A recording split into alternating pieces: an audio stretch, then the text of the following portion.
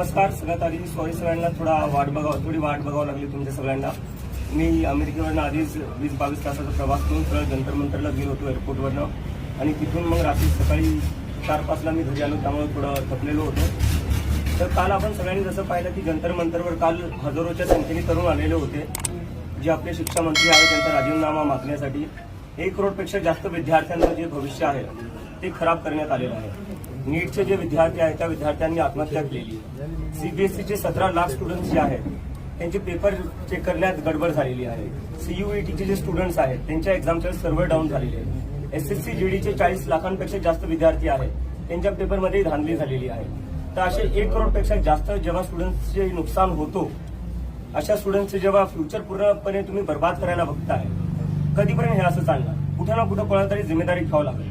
आणि याचमुळे काल आम्ही जंतर मंतरवर जे प्रोटेस्ट केला त्याच्यात आम्हाला खूप जास्त रिस्पॉन्स भेटला.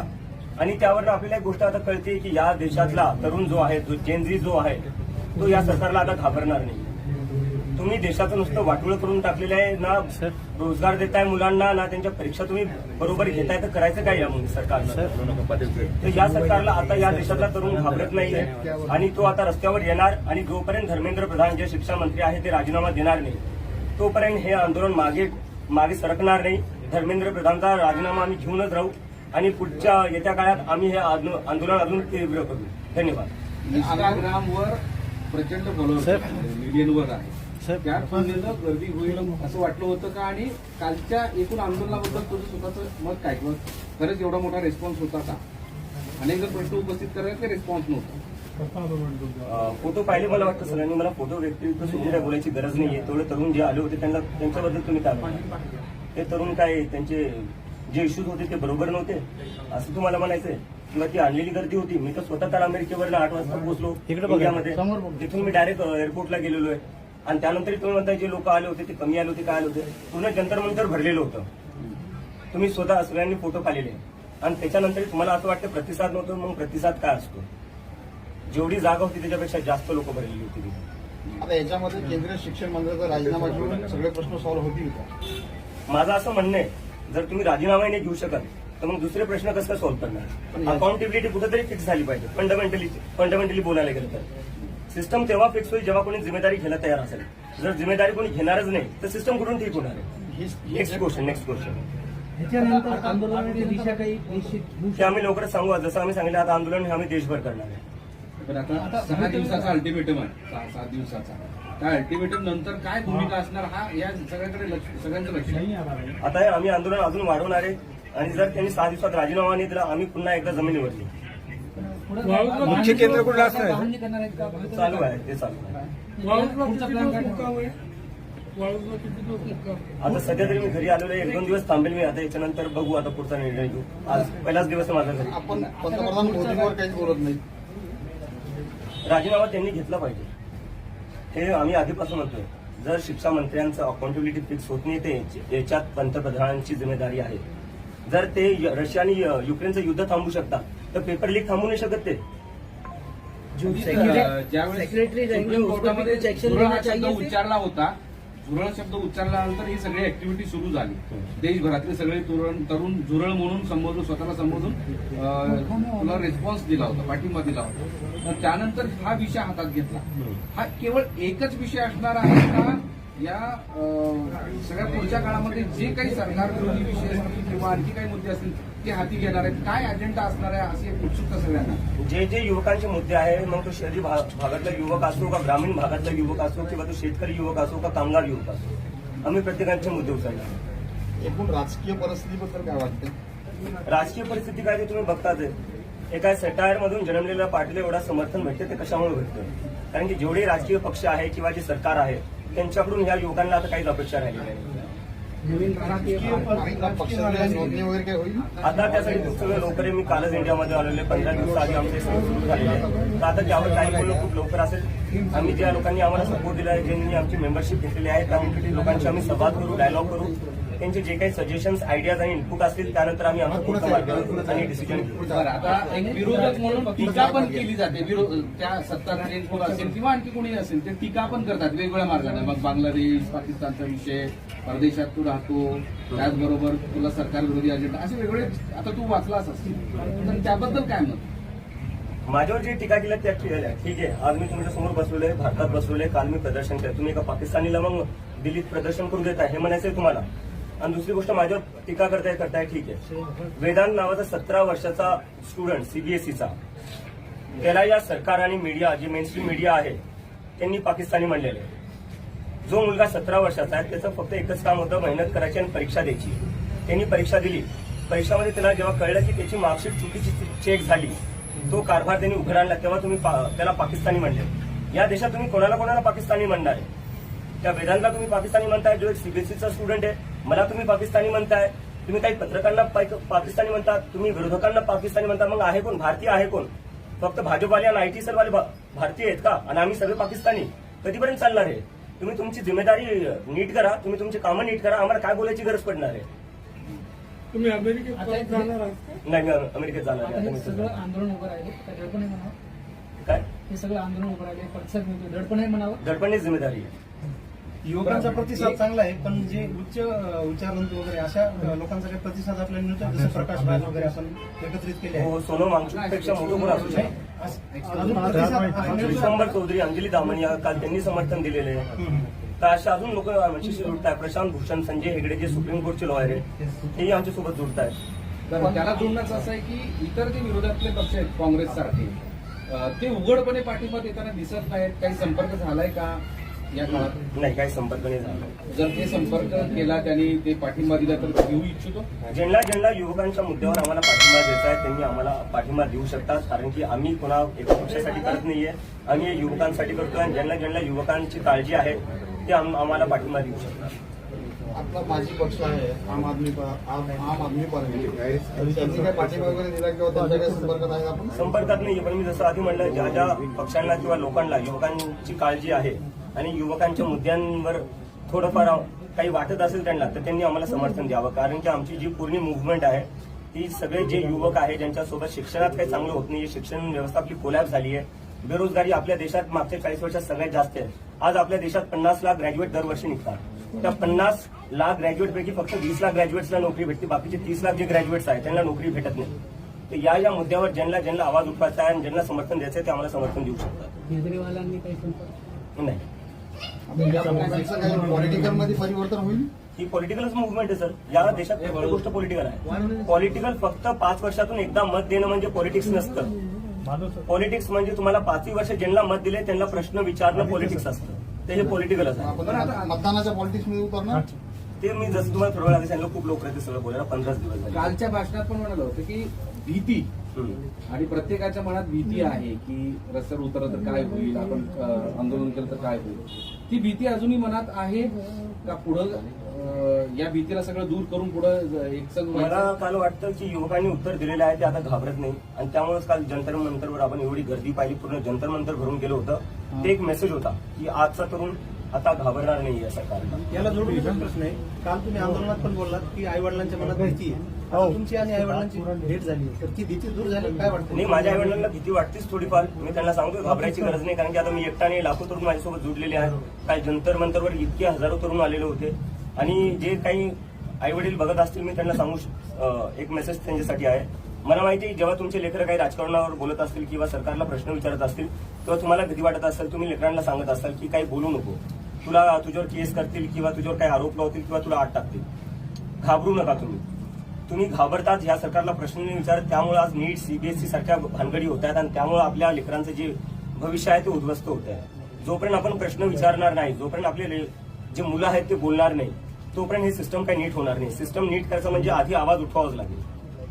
सर हिंदी काँग्रेसचे नेते एक मिनिट, तुम्ही मराठवाड्यात आलेले आहात.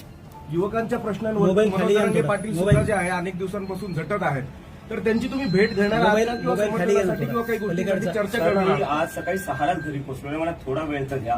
मला आधी माझ्या आई वडिलांसोबत तरी बसू द्या. काँग्रेसच्या ज्येष्ठ नेते यशोमती ठाकरे ते म्हणतात की डॉक्टर जनता पार्टीची विचारधारा ही काँग्रेसची जुळती मिळते आहे, याकडे कसं? आयडियोलॉजीचा प्रश्न उपस्थित आमचे जे इन्स्पिरेशन आहे जसं मी आधीपासून म्हणत आलेलो आहे, महात्मा गांधी, आंबेडकर, नेहरू, भगतसिंग.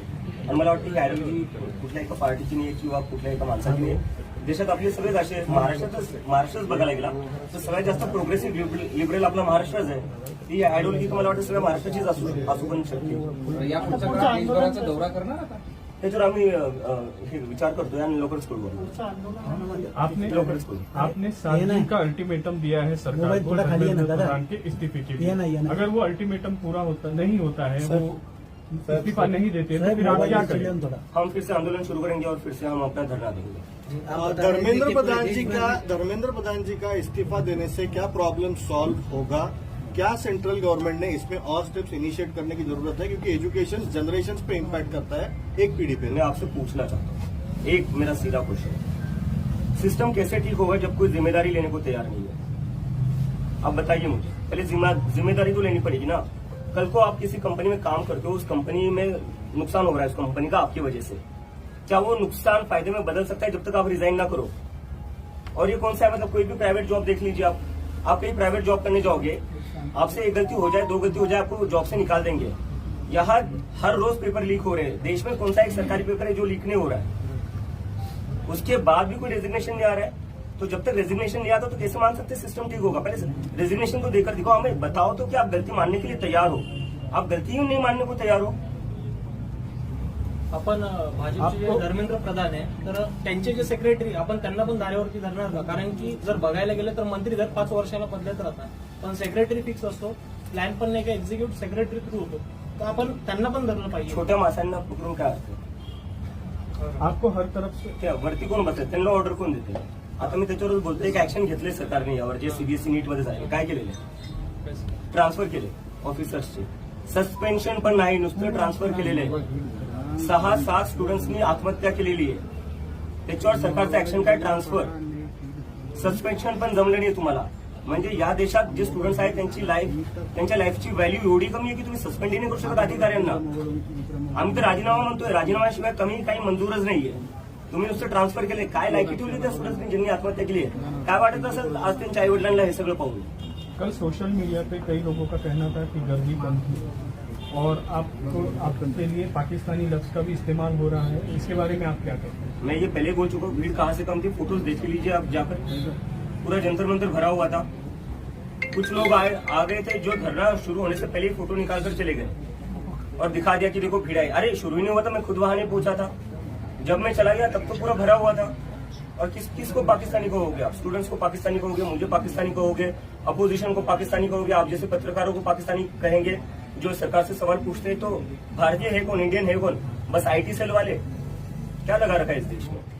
एजुकेशन मिनिस्टर के इस्तीफे के बाद आपकी क्या डिमांड्स रहेंगी आगे? हम उसके लिए पूरा एजेंडा प्रिपेयर करें जिस पर हम जाकर बताएंगे कि एजुकेशन में क्या क्या, किस तरीके से पूरा एजुकेशन सिस्टम फिक्स हो सकता है. और बात वही तक नहीं है, इस देश में एम्प्लॉयमेंट की भी बहुत जरूरी है.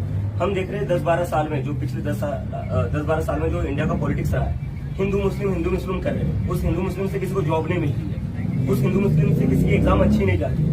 तो वो सारा फोकस बदलना पड़ेगा. सरकार का जो प्रायोरिटी वो बदलना पड़ेगा, फोकस बदलना पड़ेगा.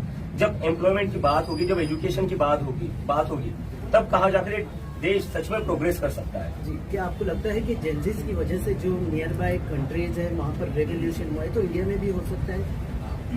नियर बाय कंट्री से मैं कंपेयर नहीं करना चाहूंगा, क्योंकि मैं देख रहा हूँ कि एक इकोसिस्टम है सरकार का, एक नैरेटिव चल रहा है जो बार बार बांग्लादेश में जो हुआ, नेपाल में जो हुआ, उससे हमें कंपेयर करके बोले जा रहे हैं कि ये लोग देश में तबाही मचाना चाहते हैं. कल देख लिया, कल जंतर मंतर तो पूरा भरा हुआ था, इतनी भीड़ थी, कहीं पर भी कुछ नहीं हुआ, एकदम शांतिपूर्ण तरीके से प्रदर्शन हुआ. कल हमने दिखा दिया है कि ये प्रदर्शन हम शांतिपूर्ण तरीके से करेंगे और करके दिखाया है हमने. और आगे जाकर इससे भी बड़ा प्रदर्शन होगा जो पूरा शांतिपूर्ण होगा. छत्रपति संभाजी नगर में कोई आंदोलन होगा? बिल्कुल होगा, मैं जल्दी तय करूंगा. आपका किसी राजनीतिक पार्टी के लोगों से, बड़े नेताओं से कोई बातचीत हुई है इस बारे में? बिल्कुल या नहीं. आप किसी से मिलने वाले या कोई आपसे मिलने वाला? मैं सीधा अपने घर पर आया हूँ. एयरपोर्ट से मैं गया जंतर मंतर से मैं गया एयरपोर्ट, मुंबई लैंड हुआ, सुबह यहाँ पहुंचा, सुबह बाय रोड में यहाँ पहुंचा. अगर कोई इच्छा व्यक्त करता है आपसे मिलने की या आगे बात करने की तो? नहीं, ये जैसे कि मैंने पहले बताया, ये पूरा मूवमेंट जो है वो युवाओं का मूवमेंट है. इट्स फॉर द जेन जी. और उन लोगों का सभी पार्टियों से भरोसा उठ चुका है. तो जिन जिन लोगों को हमें समर्थन देना है वो बाहर से समर्थन दे सकते हैं, लेकिन हम खुद किसी से भी असोसिएटेड नहीं होंगे, ये मैं बात क्लियर कर देता हूँ. महाराष्ट्राचे मुख्यमंत्री आहेत देवेंद्र फडणवीस यांनी बाईट देताना सांगितलं आता थोड्या वेळापूर्वी काल सांगितलं की अराजकतावादी चेहरा आणि मनसुबे या आंदोलनातून उघड झाले आहेत. बरं. काय अराजक चेहरा म्हणजे काय? अराजकतावादी चेहरा आणि मनसुबे येतो मी त्याच्यात. आंबेडकरांचं पुस्तक घेऊन गेलो तुम्ही. त्यांना म्हणायचं जे आंबेडकरांना फॉलो करतात ते अराजक असतात. जे भीमचे घोषणा देत होतो मी त्यांना हे म्हणायचे जे भीमच्या घोषणा अराजकता आहे. देवेंद्र फडणवीस जे आपले मुख्यमंत्री आहेत त्यांनी थोडा ना विचार करावा. ते युपीचे मुख्यमंत्री नाही, ते महाराष्ट्राचे मुख्यमंत्री आहे. जो महाराष्ट्र प्रोग्रेसिव्ह आहे, सेक्युलर आहे, पुरोगामी विचारांचा आहे. ते कसं काय जे आंबेडकरांचे पुस्तक घेऊन चालतायत, जे भीमचे घोषणा देत आहेत त्यांना कसं काय ते अराजक म्हणू शकतात? मला लाज वाटते जे स्टेटमेंट आले त्यावरनं. ठाकरे जनता पार्टीचे वाळूज महानगर हेड ऑफिस नाही म्हणजे राष्ट्रीय कार्यालय प्रयत्न करू बेस बनवायचा. तुम्हाला आता तुमच्याकडे जंतर मंतर में जो लोग आए थे, जो बच्चे आए थे, जो यूथ आया था, ये देश के किस किस कोने से आया था? आपने कुछ इसको एनालाइज किया है, कुछ स्टडी किया कल है? जो मैंने टी शर्ट पहनी थी वहां पर Indian jersey, Indian cricket team की, वो एक लड़का आया था सिक्किम से, 1,500 किलोमीटर दूर से आया था. एक लड़का आया था केरला से, वो भी बोल रहा था सर मैं केरला से आया हूँ, बहुत दूर से आया हूँ, आपसे बस 2 मिनट बात करनी थी. तो मैंने बात कर ली उससे. कुछ लोग आए थे उड़ीसा से, कुछ लोग आए थे बंगाल से, राजस्थान से लोग थे, गुजरात से लोग थे, महाराष्ट्र से. तो मतलब पूरी टीम में मेरे जितने भी दोस्त थे पुराने वो सारे वहां पर ही थे. तो पूरे देश भर से लोग आए थे. कश्मीर से भी एक दोस्त मिला था मुझे, वो भी आया हुआ था. आपका जो ये पक्ष है वो एक मूवमेंट के लिए ही सीमित रहेगा या आगे और भी इसके कुछ आएंगे? आप राजनीति में उतरेंगे, अपना अलग से पक्ष बनाएंगे? जैसे मैंने कहा कि राजनीति को बस अपना इलेक्शन की तरफ मत देखिए. इस देश का जो नुकसान हो रहा है ना वो इसलिए हो रहा है क्योंकि आप लोगों ने ना राजनीति को बस इलेक्शन तक ही लिमिटेड रख दिया है. 5 साल में एक बार इलेक्शन करवा दो, उसके बाद सब भूल जाओ क्या हो रहा है क्या नहीं हो रहा है. फिर सब बिक जाते हैं, यहाँ बैठ जाता है, उसके पास बैठ जाता है, खरीद फरोख्त चलती रहती है अगले 5 साल. तो ये सब नहीं करना है हमें मुद्दे की राजनीति करनी है. पक्षाची नोंदणी करणार आहे का कुठे? डर है एक मिनिट. कहीं ना कहीं आपको टारगेट कर रहे हैं, तो आपके पेरेंट्स को भी डर है कि आपको कहीं जेल में ना डाल दें. मैं मेरे पेरेंट्स को बताकर आया था जब मैं यूएसए से बैठा था फ्लाइट में कि मैं तो इसलिए आ रहा हूँ, मैं मेंटली प्रिपेयर हूँ जेल जाने के लिए. अगर मैं जेल जाता हूँ आप चिंता मत करना, क्योंकि इस देश में किसी न किसी को तो आवाज उठानी पड़ेगी और कल मैं उसके लिए तैयार था. अभिजित, हे काँग्रेस जनता पार्टीची काही नोंदणी केली जाणार आहे का? ऍज अ ते आम्ही पॉलिटिकल सर किंवा तुम्हाला संघटन मी म्हणून? आता हे 3ऱ्या 4थ्या वेळेस म्हणते 15 दिवस झाले आम्हाला, 15-16 दिवस झालेले आहे. आम्हाला थोडा वेळ द्या, कारण की आम्ही 15 दिवसातच एवढं मोठं आंदोलन करून दाखवलं जंतर मंतरवर, हीच खूप मोठी गोष्ट आहे.